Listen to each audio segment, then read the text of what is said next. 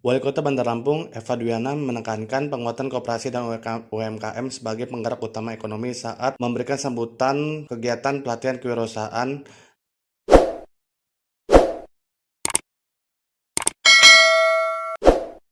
Rabu 6 Agustus 2025. Ia mengatakan hal itu dalam rangka mendukung Cita Presiden Republik Indonesia nomor 4 yang telah menegaskan pentingnya meningkatkan produktivitas rakyat dan daya saing di pasar internasional. Salah satu pilar utamanya penguatan koperasi dan UMKM sebagai penggerak utama ekonomi nasional dan tulang punggung ekonomi rakyat.